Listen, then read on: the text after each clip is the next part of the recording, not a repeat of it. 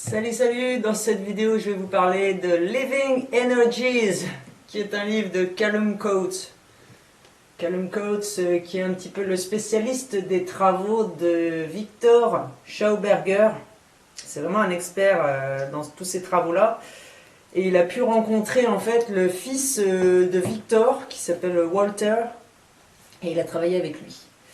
Alors, Callum Coats, il est architecte. Il a passé 23 ans à traduire, rassembler et éditer les livres, articles et lettres de Viktor Schauberger.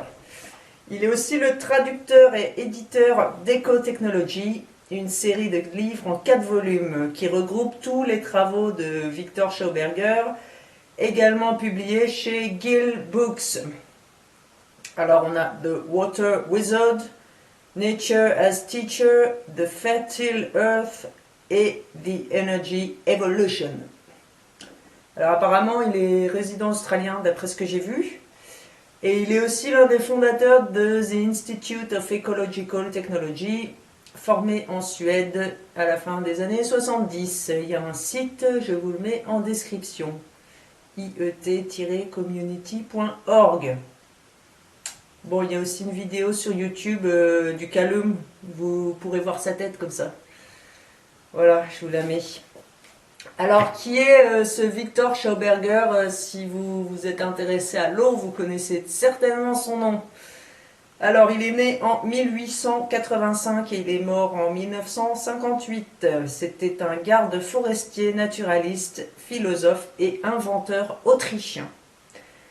Alors en 1934, il a rencontré Hitler et ils ont eu une discussion sur les principes fondamentaux de l'agriculture, la foresterie et l'ingénierie de l'eau, mais il a refusé de travailler pour le Reich.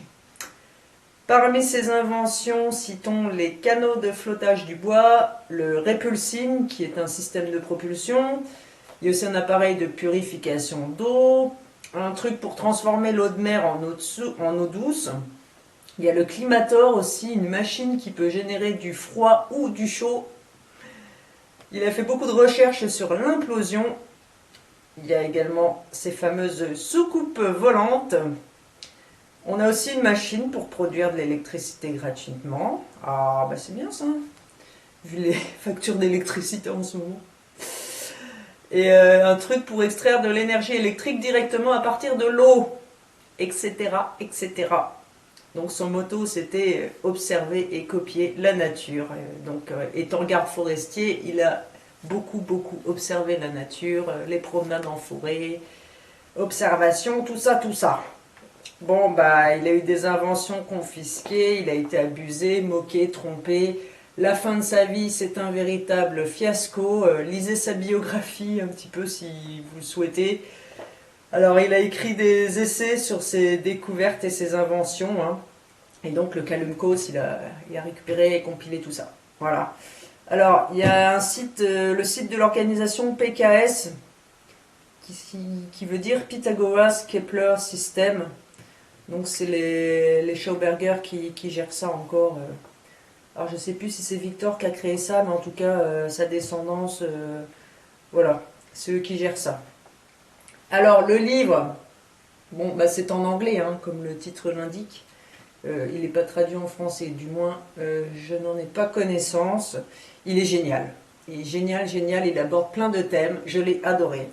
Mais parfois un petit peu trop technique, j'avoue, ça rentre beaucoup dans les détails, donc faut s'accrocher. Hein. Moi j'avais le cerveau en pleine ébullition. Hein. Quand j'ai lu ça, je vous préviens tout de suite, on apprend beaucoup de choses.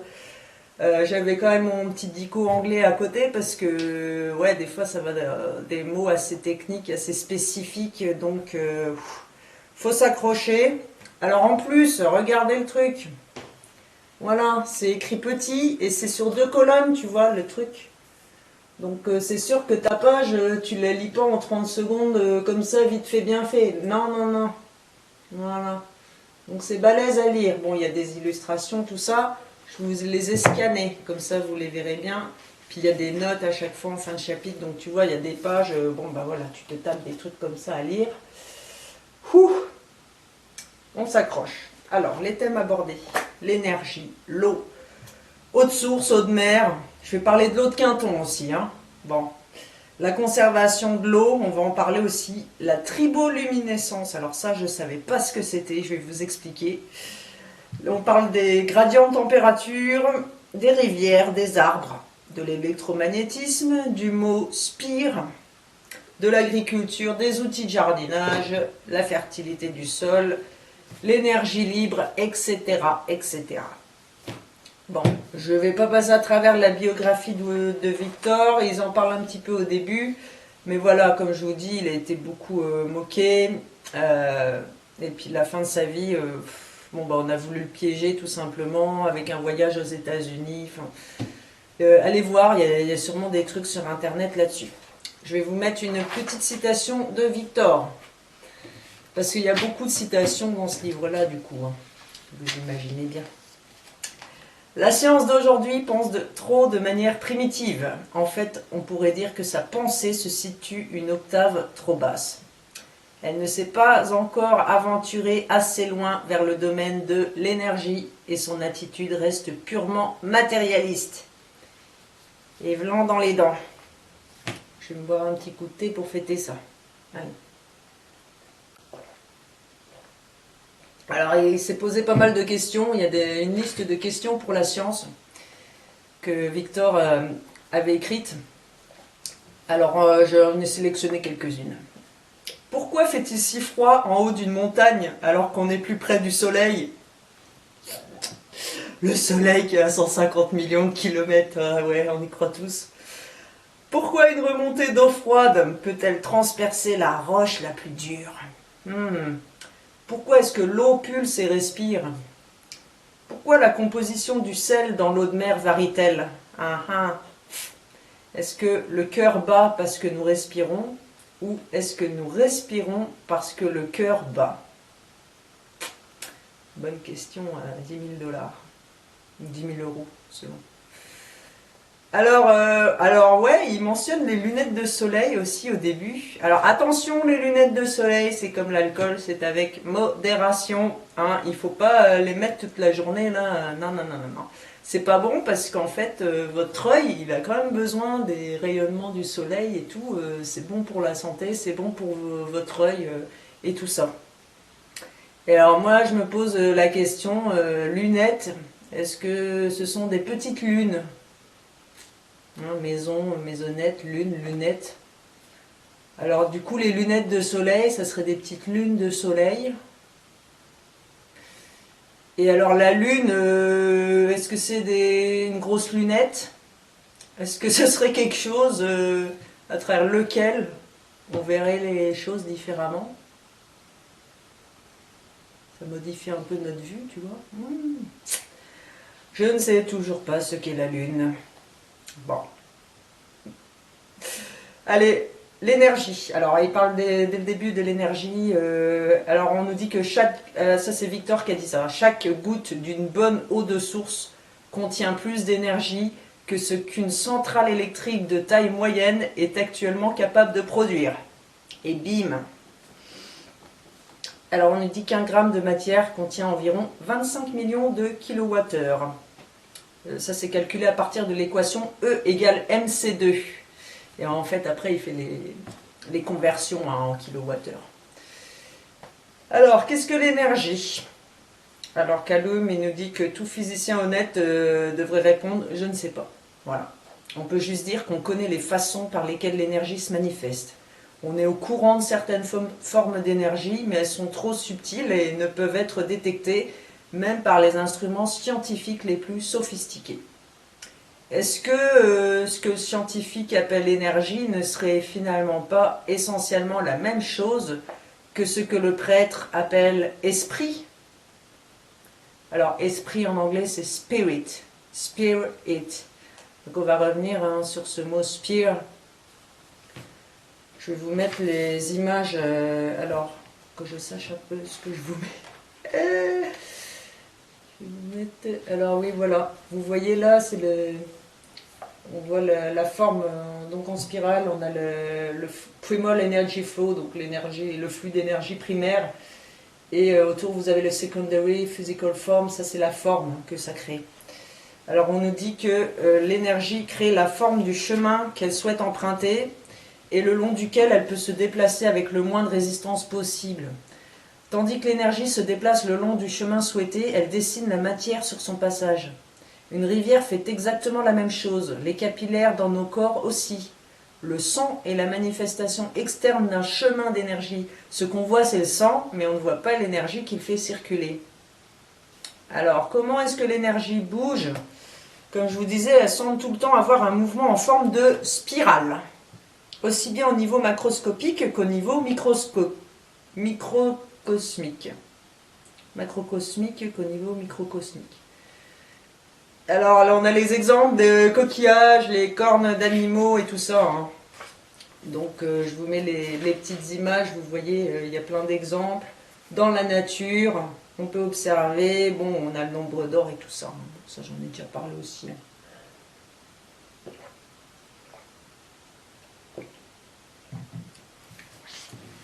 Alors ensuite,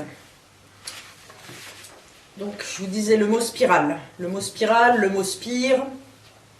Comme nous dit le livre, on expire et on inspire hein, quand on respire. Puis quand on est inspiré, on se sent attiré vers des idéaux plus hauts. Notre esprit, spirit en anglais, s'élève et on est aspiré vers le haut.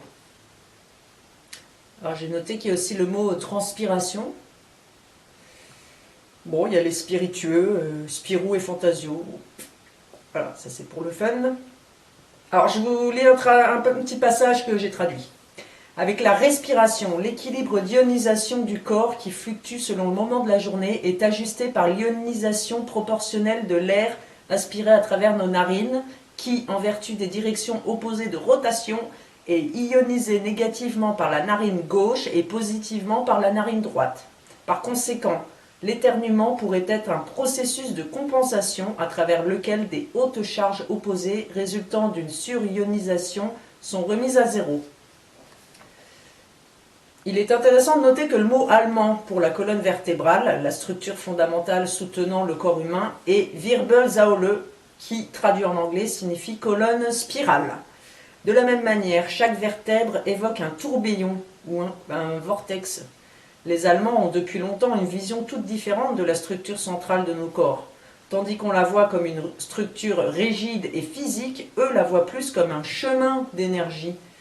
Alors il y a une référence aux serpents, aux deux serpents qui demeurent à la base de la colonne et dont la montée énergise et spiritualise les différents chakras qui sont des vortex éthériques situés plus haut.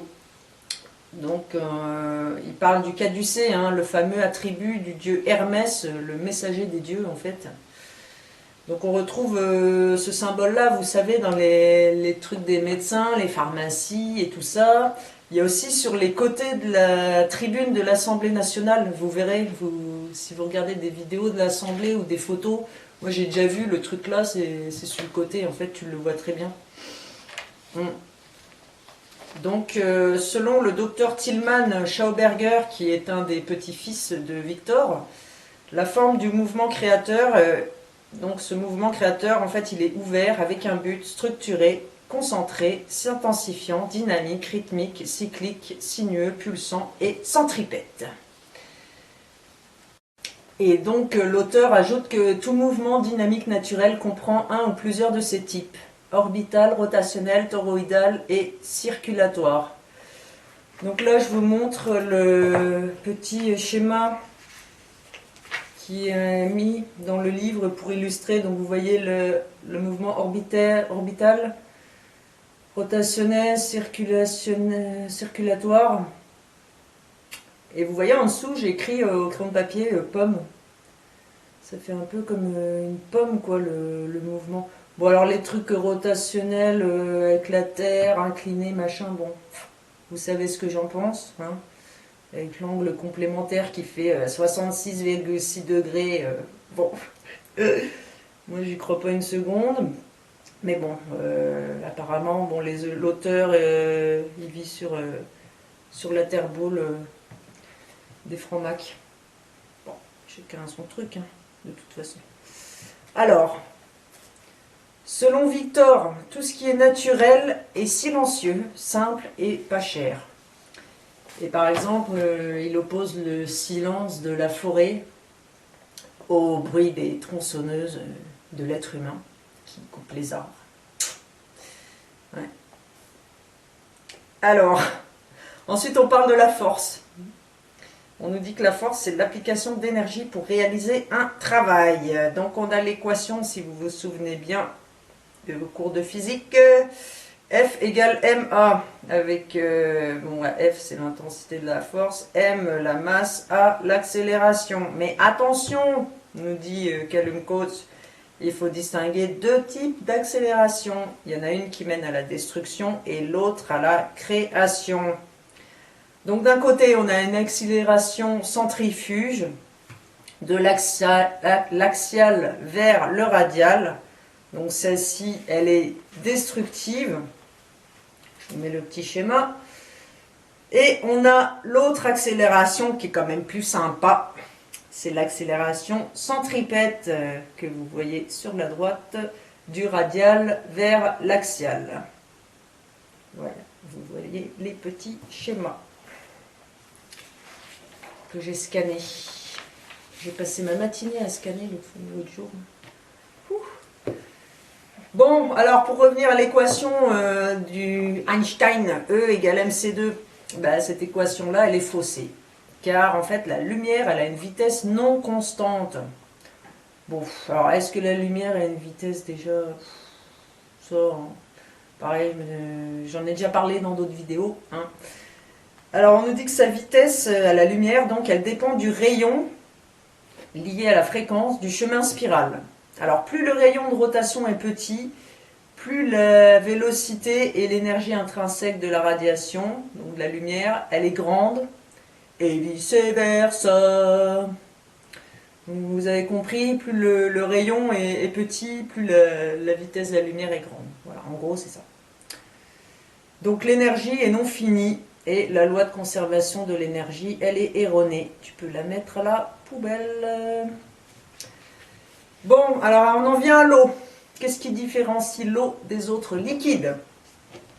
Alors on a un point d'anomalie, ou point d'expansion anormale. On peut appeler ça aussi comme ça. Alors le volume de l'eau, il ne diminue pas continuellement en augmentant le froid. Le point d'inversion est atteint lorsque l'eau atteint sa plus forte densité et sa plus grande énergie. Vous vous souvenez, j'en ai déjà parlé dans la vidéo précédente, à la température de 4 degrés Celsius. C'est là qu'elle est la plus dense. En dessous de laquelle elle se cristallise finalement en glace à 0 degré. L'autre facteur important est la nature diélectrique de l'eau. Alors, petite définition de diélectrique pour rappel. Ça veut dire qu'il ne conduit pas ou peu l'électricité, mais laisse s'exercer les forces électrostatiques. Alors là, on nous dit dans le livre que 1 mm3 de l'eau la plus pure à température ambiante, par exemple, eh bien, elle a une résistance électrique égale à celle d'un câble en cuivre de 1 mm2 long de 15 millions de kilomètres. C'est pas beau ça? C'est trop cool, hein? Alors, fluctuation de température dans l'atmosphère. Ah oui, alors ça c'était génial aussi. J'étais pas au courant de ce truc-là. Il faut le savoir quand même que la température, au fur et à mesure que tu montes en altitude, eh bien, elle varie. Donc vous voyez cette courbe. Donc c'est la section de l'atmosphère de la Terre montrant les fluctuations de température. Hein, vous voyez, c'est en anglais, mais vous comprenez quand même que vous avez l'altitude hein, sur la gauche, la colonne de gauche là, et vous avez la température qui est inscrite. Voilà, donc ça fluctue. Voilà, on ne peut pas dire que ça monte, ça descend, vous voyez, il y a une courbe. Bon. Alors, on a plusieurs formes aussi de température. Il va falloir qu'on redéfinisse un peu tout ça, ces termes de température. Hein. Alors, par exemple, dans le livre, il nous dit « Durant le jour, il fait plus chaud à mesure qu'on descend vers le fond d'une vallée. tandis qu'il fait graduellement plus froid quand on monte en altitude. Mais alors pendant la nuit, le processus s'inverse et apparemment c'est plus marqué en hiver. Quand on descend, l'air devient plus froid et plus dense, tandis que quand on monte, l'air devient plus chaud. Et ouais, et la science n'a pas encore bien étudié ces deux aspects. Alors moi j'étais scotché là, je ne savais pas ça, tu vois. On en arrive à la triboluminescence. Ça c'est un mot que je ne connaissais pas. Alors, la définition de ça, c'est la propriété de certains corps cristallins qui deviennent lumineux par frottement, écrasement ou rupture. Donc là, je vous ai traduit encore un petit passage. Selon Stefan Ries, R-I-E-2-S, sous certaines conditions, l'oxygène et l'hydrogène gazeux présents dans certains types de roches peuvent être libérés grâce aux effets de la chaleur géothermique et un processus semblable à la triboluminescence, un phénomène concernant la lumière dégagée par des roches cristallines sous l'effet de friction ou de pression violente. Cette lueur est attribuée à l'énergie dégagée par les électrons contenus dans la roche quand ils passent d'un état de pression induite, un état excité, à leur état de repos. Bon, j'ai traduit état de repos et ça disait rest orbit, donc orbite de repos, enfin, voilà. En tant que décharge, cela donne de l'énergie gratuite au matériel ambiant qui pourrait être suffisante pour permettre à l'hydrogène et l'oxygène libérés par la pression de former de l'eau selon un processus d'oxydation froide. Ries a appelé ceci de l'eau vierge. Vous vous rendez compte? C'est un truc de fou, hein? Ça peut former de l'eau. Voilà, alors ça m'a marqué dans le livre La triboluminescence. À creuser. Encore une fois. Alors, on en vient aux qualités de l'eau. Il compare les différentes eaux et il te dit laquelle tu peux boire, laquelle est meilleure, etc. etc. Alors, l'eau distillée, elle est dangereuse à boire, mais elle peut être utilisée pour une thérapie à court terme. N'allez pas boire de l'eau distillée sur plusieurs jours et tout ça. Non. Alors, l'eau de pluie. Elle n'est pas bonne à boire à long terme non plus. L'eau de surface n'est pas de très bonne qualité. L'eau souterraine est meilleure. Et ce qui est meilleur, bien évidemment, c'est la véritable eau de source. Mais de meilleure qualité possible si elle n'est pas polluée, évidemment. Mais ils ne parlent pas de l'eau de mer dans le livre. Ils ont oublié l'eau de mer. Donc là, je vais faire un petit aparté sur l'eau de mer. Parce que j'ai visionné un documentaire qui s'appelle Eau de mer, mystère et guérison sur Odyssée.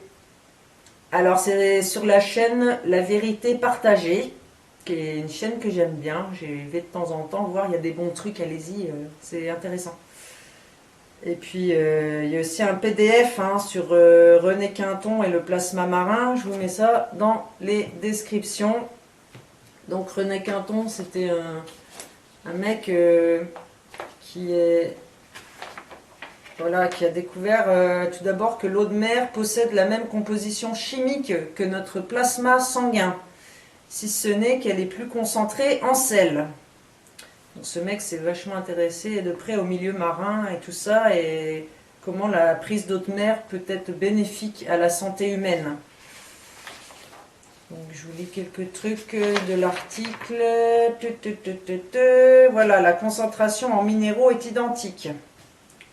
Donc il a appelé ça le plasma marin. L'eau de Quinton est aussi appelée plasma marin pour évoquer la similitude avec le plasma sanguin. Donc l'eau qu'on a dans le corps, elle a la même composition que l'eau de mer. C'est pas un hasard si la mer et la mer avec un E, ce sont des homonymes. Alors il avait fait des expériences avec des globules blancs qui étaient maintenus vivants, nanana, nanana.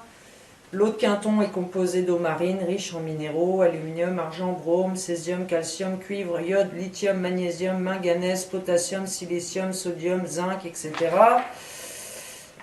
On la prélève par temps calme au large des côtes à environ 30 mètres de profondeur au centre de ce qu'on appelle des vortex planctoniques. Donc maintenant, vous savez pourquoi, hein, on la prend en profondeur, parce que l'eau qui est en profondeur, elle n'a pas la même composition que l'eau de surface. CF, la vidéo sur le 4e état de l'eau de Gérald Pollack. Donc voilà, cette eau de Quinton, elle peut guérir. Allez voir le documentaire, s'il vous plaît, il dure 1h14, il est génial. Et en fait, il y a de nombreux patients qui guérissent grâce à un traitement à l'eau de mer, le plus souvent sous forme isotonique, c'est-à-dire coupée à de l'eau de source. Bah oui, parce que l'eau de mer, elle est vraiment très salée, donc on la coupe avec de l'eau de source, comme ça elle est un peu moins salée, et puis tu bois ça, ou si tu as mal aux pieds ou quoi, tu as un problème, tu fais baigner ton pied dans l'eau de mer, c'est bon aussi. Et notamment au Nicaragua, c'est là-bas un pays où ils guérissent beaucoup et c'est très répandu, les médecins ils connaissent tout ça et tout, apparemment c'est hyper répandu quoi. Qu'est-ce que je peux vous dire d'autre? Voilà, donc alors moi j'en ai, voilà, Quinton isotonique, c'est sous forme d'ampoule, donc je bois ça, je me fais une cure d'eau de mer. Voilà. Et il y a plein de bienfaits. Alors, ça nous aide à améliorer notre métabolisme, à renforcer notre système immunitaire. Elle est également un puissant reminéralisant. Elle permet de stimuler la circulation sanguine, réduisant ainsi la sensation de jambes lourdes, de stimuler le sentiment de bien-être et de vitalité, de faciliter la digestion, de lutter contre la fatigue chronique, les troubles de l'humeur ou encore les troubles de la sexualité. Nanani, nanana. On conserve ça à l'abri de la lumière et à température ambiante, 4 degrés minimum. Encore les 4 degrés. Hein. Et l'eau, ouais, il faut la conserver dans un endroit sombre et frais, s'il vous plaît. Voilà, bon, je vous mets l'article en lien, je vous mets le documentaire, comme ça vous pourrez aller voir. Bah, c'est vrai que tes larmes, ta sueur, tout ça, bah, c'est de l'eau salée. Hein. Donc dans notre corps, en fait, c'est ça, on a de l'eau salée. Et puis j'ai lu récemment, tiens, Cloner le Christ, point d'interrogation, de Didier Van Covelaert, je ne sais pas comment on prononce son nom.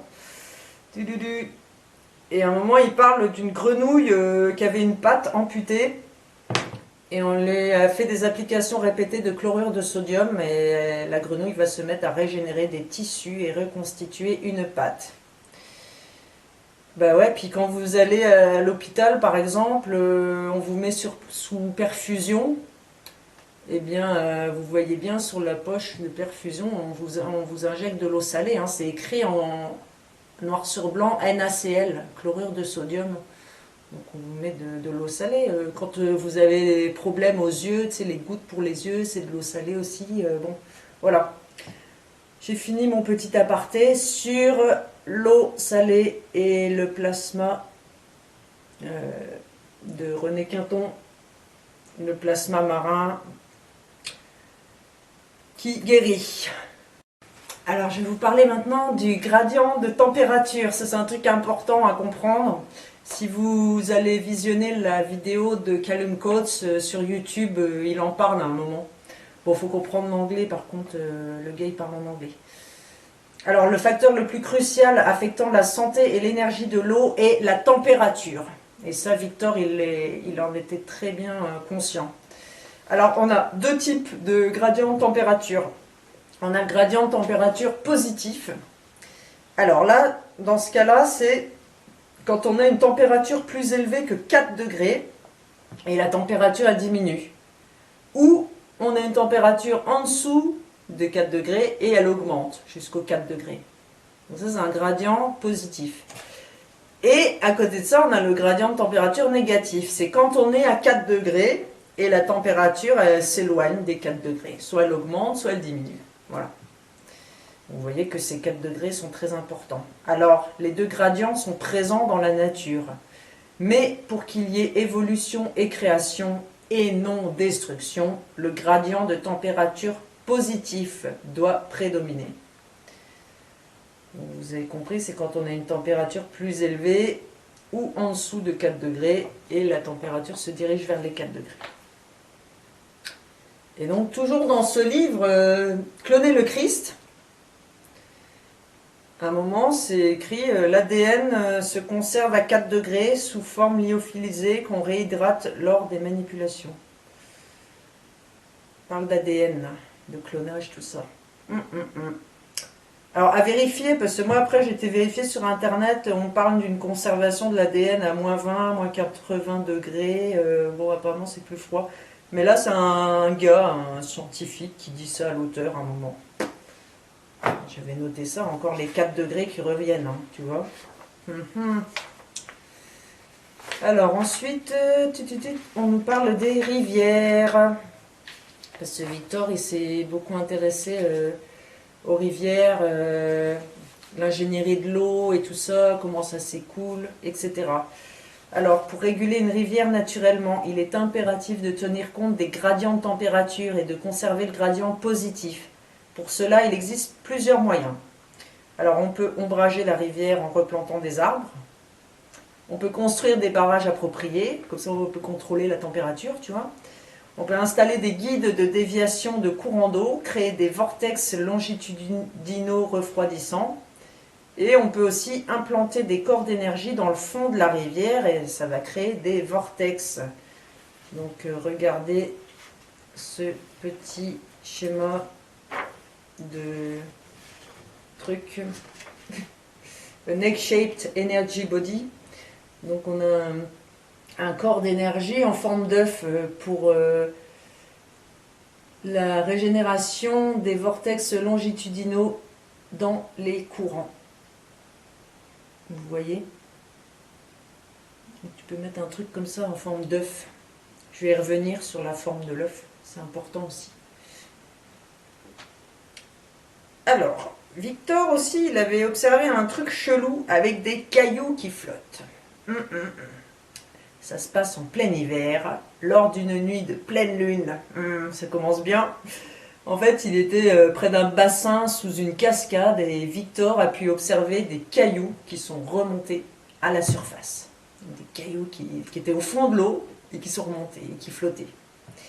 Cailloux qui étaient entourés d'un halo de glace. Et il a remarqué que les cailloux avaient tous une forme d'œuf. Et ceux qui étaient rugueux, irréguliers, qui n'avaient pas une forme d'œuf, eh ben, ils étaient restés au fond. Eux, ils ne remontaient pas. Je vous ai traduit le passage. Il a réalisé que c'était l'effet combiné du froid qui a renforcé les énergies biomagnétiques de lévitation et de la composition métallifère des cailloux eux-mêmes qui étaient responsables de ce phénomène. Ici, le terme métallifère se réfère essentiellement à la silice, le nom du dioxyde de silicium SiO2 qui est abondant dans la croûte terrestre, dans le quartz, le cristal de roche, le silex, le granit, le grès, etc. Et les silicates qui sont les oxydes de divers métaux comme le magnésium, le calcium et l'aluminium. Ces pierres métallifères renforcent les énergies dans l'eau courante.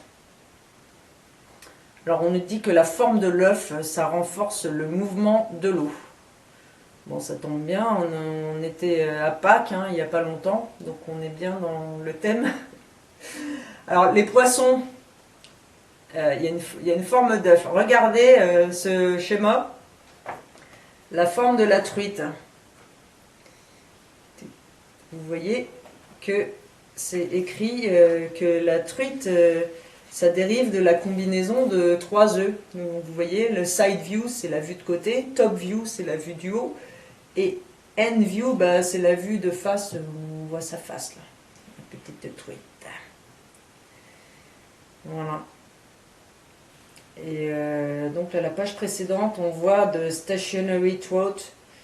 Bon, là, ça explique pourquoi la truite, elle arrive à rester stationnaire à contre-courant, etc. Parce que Victor, il s'était pas mal interrogé là-dessus. Donc, si vous comprenez l'anglais, vous pouvez traduire le petit texte en dessous. Voilà, vous voyez les courants qu'il y a autour de cette truite et qui arrive à la laisser comme ça stationnaire, quoi. Une zone de pression neutre, zone of neutral pressure. C'est ça que ça veut dire. Bon, alors je vous ai parlé des inventions de Victor au début. Donc les plus connues sont les rigoles pour transporter les bûches de bois. Donc je vous mets les photos, vous voyez, quand il a construit et tout ça. Alors on voit que le truc là, la rigole egg-shaped form, hein, c'est en forme d'œuf. Ça suit les contours de la vallée, etc. etc. Sur l'autre page, vous voyez les détails un petit peu. En fait, il explique qu'il avait mis des petites lamelles sur le bord de la rigole pour que ça induise, ça puisse transporter les bûches de bois et tout ça. Bref, c'est tout un truc, quoi, hein, tout un micmac. Alors, il utilisait l'eau froide, hein. Donc l'eau devait être constamment refroidie, en fait. Ils expliquent ça. Et Victor a observé que les bûches de bois allaient plus vite durant la nuit quand il faisait plus froid. Et on apprend dans le livre que les ancêtres, ils transportaient toujours le bois sur l'eau durant les nuits froides de la pleine lune en hiver, lorsque la densité de l'eau était la plus grande. Donc là, je vous renvoie à une de mes vidéos sur la Terre plate. On est sur Odyssée, on a le droit de dire Terre plate ici, c'est bien. Terre plate, Terre plate, Terre plate. Trop cool. Pas me faire censurer comme sur YouTube. Bon, ouais, je vous avais parlé de ça. Alors, il me semble que c'était Terre plate partie 1, dans le livre de Samuel Burley-Robotham. Et le gars, vous vous souvenez, il comparait les rayonnements du soleil et de la lune. Et je vous avais dit que le rayonnement de la lune était un rayonnement froid, hein, c'est une lumière froide en fait. Donc quand c'est la pleine lune, bah, ça refroidit encore plus, tu vois.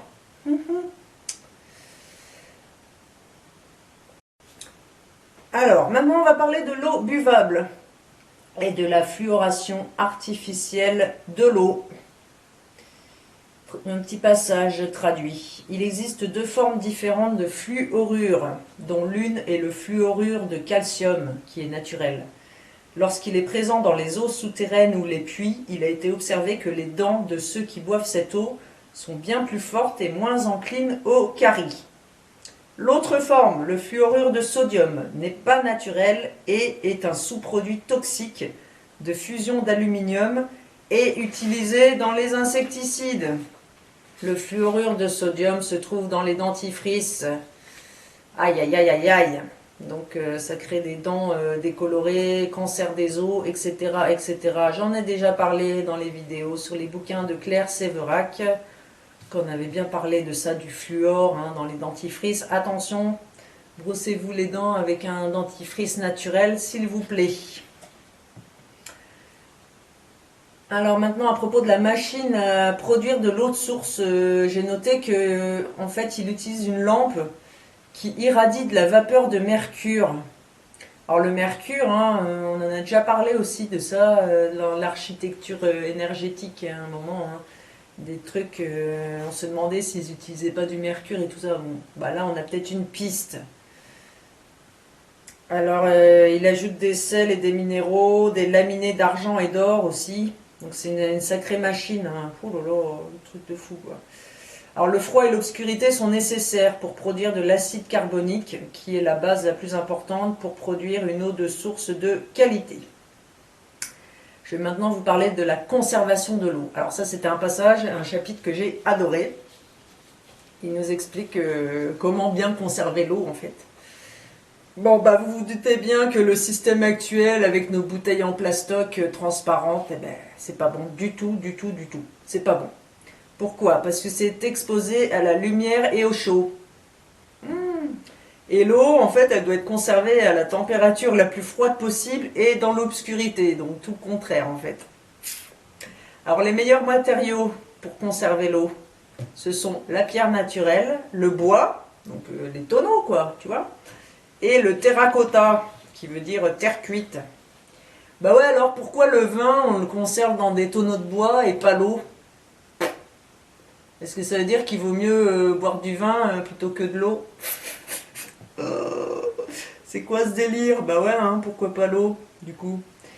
Et alors il explique que la forme du contenant doit se rapprocher le plus de l'œuf.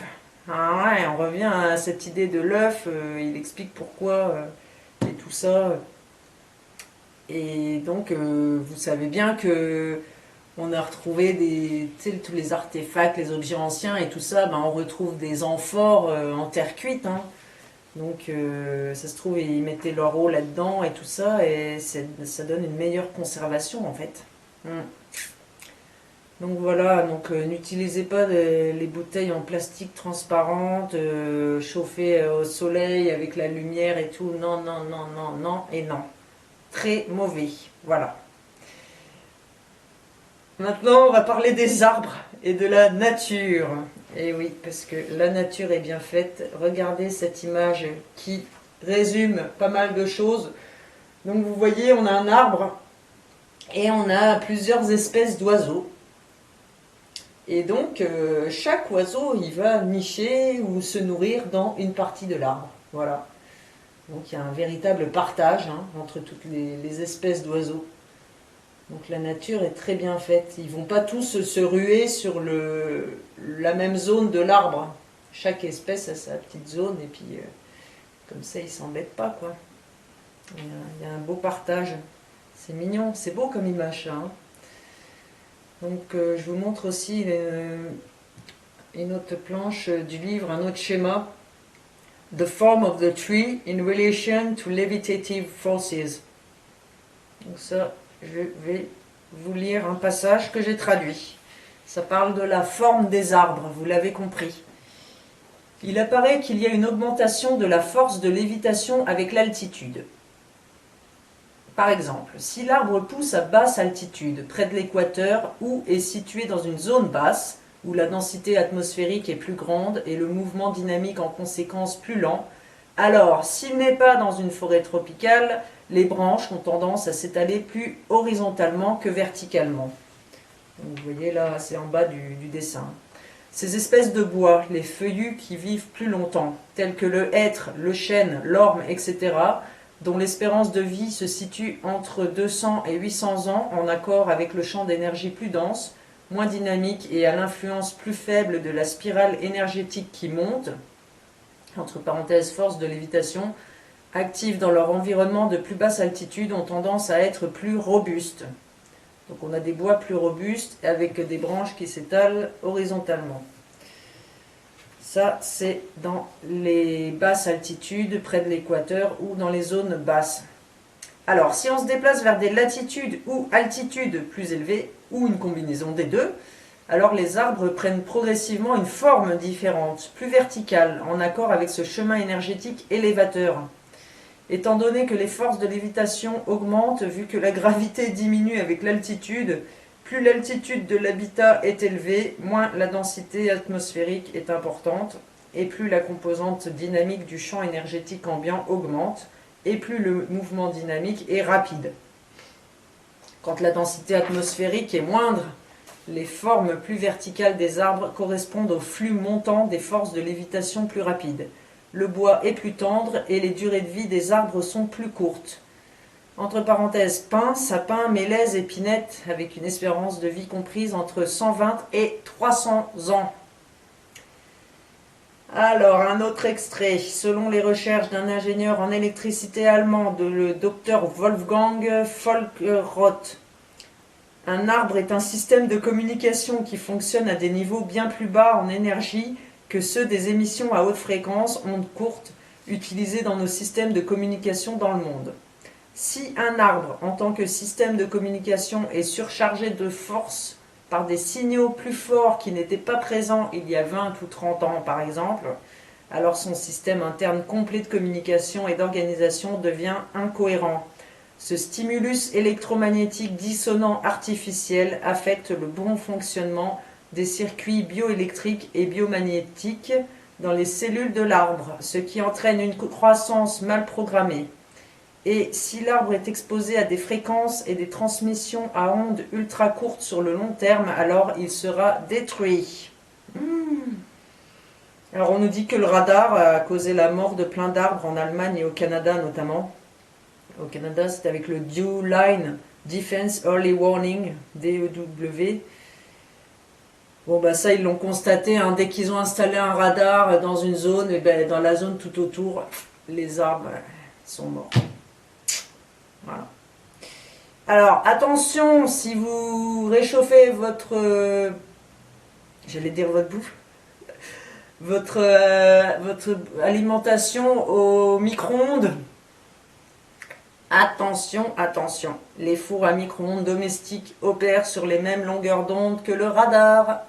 Et oui, et ils ont des effets similaires de désintégration à cause de la chaleur vibratoire qu'ils génèrent dans les molécules de la substance irradiée.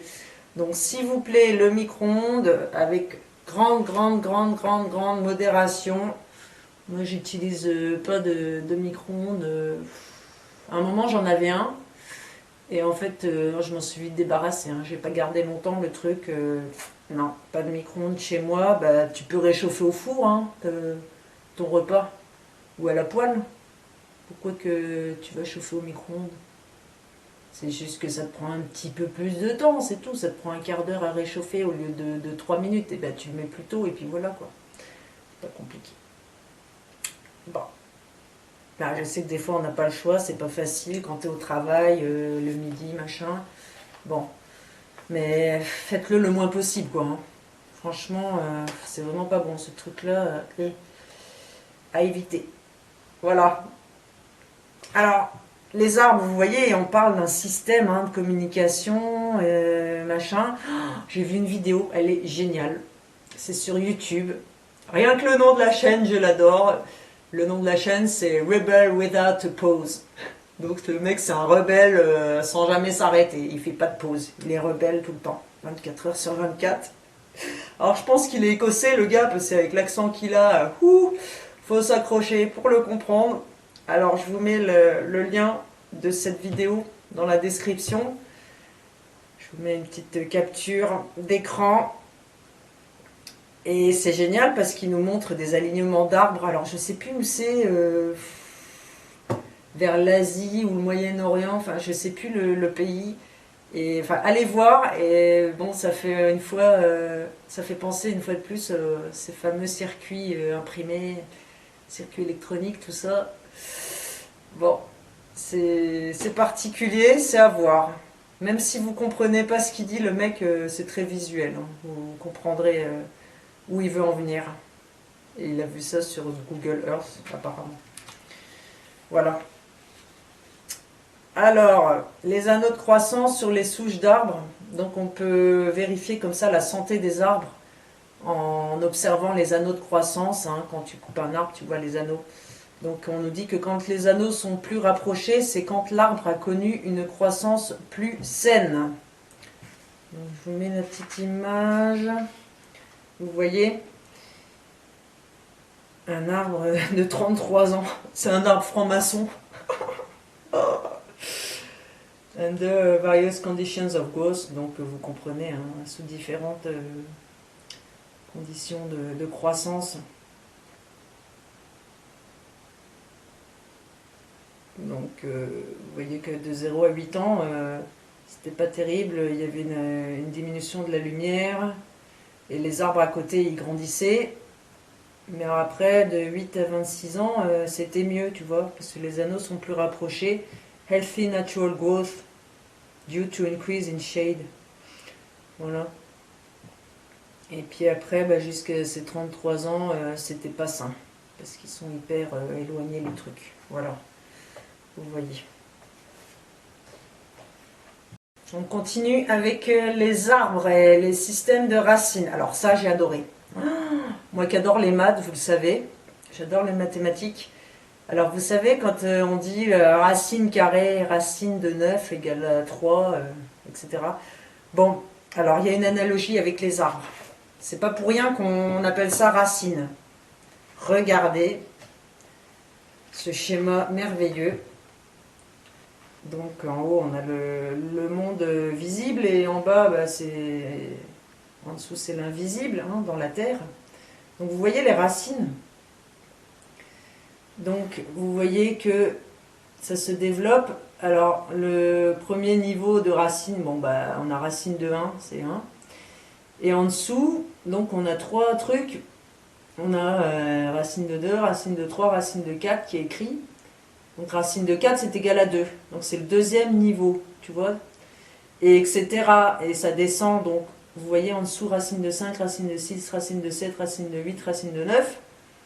Ça va jusqu'à racine de 9. La racine de 9 c'est égal à 3. Donc c'est le troisième niveau, tu vois, etc. Et en dessous racine de 16, donc le quatrième niveau. Donc ce qui est en haut est comme ce qui est en bas, bah, pas exactement, hein, finalement. Bon. Voilà. Alors là, moi ça m'a scotché ce truc. Et des fois je me demandais ouais, pourquoi on appelle ça racine et tout ça. Donc le Victor il a observé vraiment les systèmes de racines, comment ça se développait, planter des graines et tout ça. C'est fou, hein. C'est génial. On en vient maintenant à l'agriculture. Alors, on nous explique qu'il existe deux types d'électromagnétisme. On a le type A, qui est le biomagnétisme et la bioélectricité. Le biomagnétisme étant souvent appelé diamagnétisme. Alors, tout ça, c'est ce qui énergise et anime tous les organismes vivants. Ok ? Les éléments diamagnétiques sont le cuivre, le bismuth et l'hydrogène. Et on a le type B, de l'autre côté, qui lui comprend le ferromagnétisme, appelé couramment magnétisme et électricité. Donc le plus connu entre guillemets, quoi. Ça, c'est ce qui est utilisé dans nos moteurs électriques et les dynamos pour générer l'électricité. Donc des trucs artificiels, quoi. Les éléments ferromagnétiques sont le fer, le cobalt et le nickel. Alors, on nous dit que la Terre ne devrait jamais être travaillée avec des outils en fer ou en acier brut, mais seulement avec des outils faits en bois, en cuivre ou en alliage de cuivre. Donc on nous montre des photos aussi où ils fabriquaient des charrues, des faux et tout ça. Alors, pas en fer, hein, et il dit, la terre, il ne faut jamais qu'elle soit travaillée avec des trucs en fer ou en acier, hein, attention, et c'est bien l'expression utilisée, et under any circumstances, donc jamais, jamais, hein. Donc s'il vous plaît, si vous travaillez la terre, hein, utilisez des trucs en bois ou en cuivre, très très très important, hein, apparemment. Voilà, c'était le petit point jardinage. Bon, je vais finir avec quelques machines inventées par Victor, hein, pour vous montrer un petit peu des trucs quand même. Alors, si vous voulez fabriquer votre électricité vous-même chez vous, donc voilà le plan. On s'accroche, voilà.